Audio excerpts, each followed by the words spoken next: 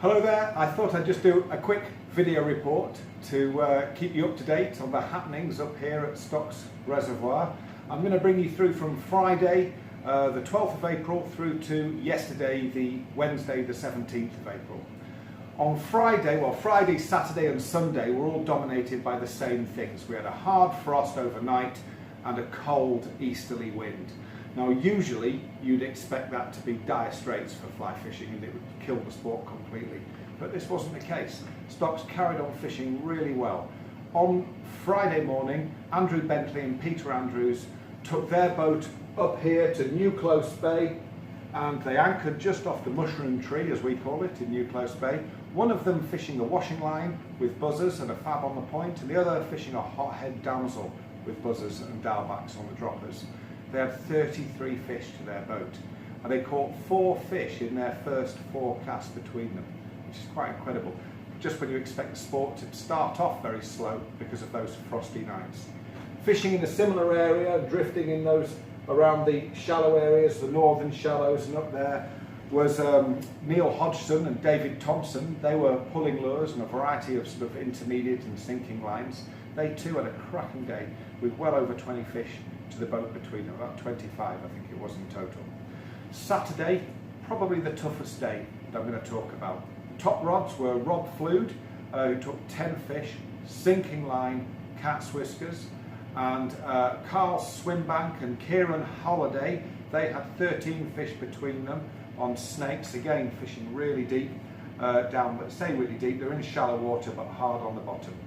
It was also great to see Jose Valerino up here with the CSC, his annual CSC match. They had 8 boats out on the water, each of them competing to become the champions of the Northwest and represent them in the finals later on in the year.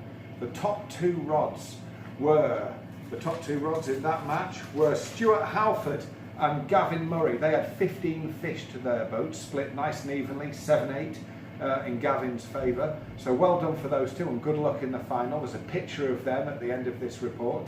They were drifting out in open water here, had to fish the drift all day. Nigel Conlon also deserves a mention with 6 fish in a shortened day, came in early whilst fishing off the front of Willow Island.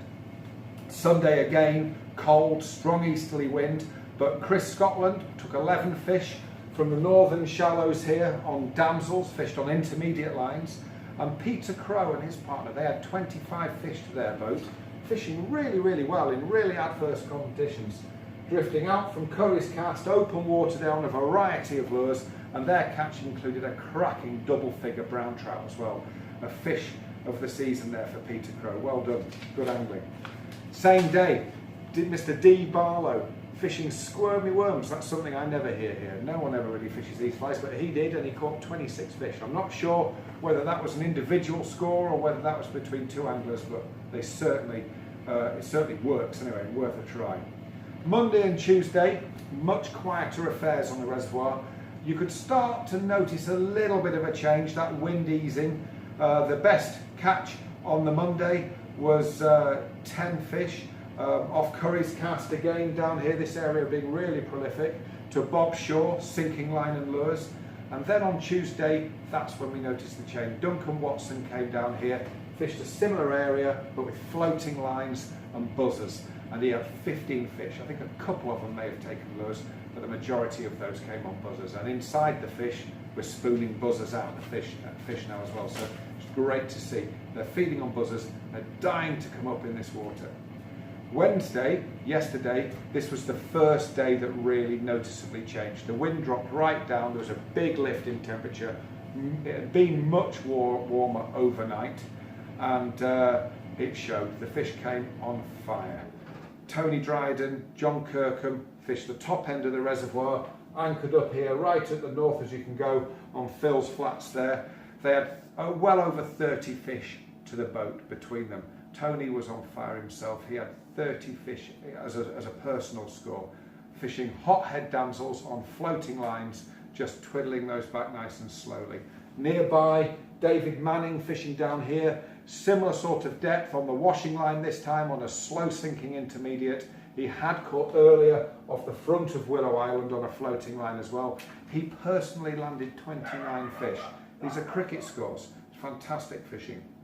Keith Sharnock, not to be outdone, he took a dozen or so fish off the front of Gull Island and then wandered down to the causeway here where he took another 8 to finish on 20 trout. And his bag, he had a 6.5 pound rainbow. He's 5 fish weighing 16 pound 12 ounces. It wasn't just the boats as well. Peter Biscombe came and fished the shore along there. He went from Granger Point down Ben's Beach, taking 7 fish as he went along, and then came round into Hollins to add another 7 to his catch. Caught all those on a Viva.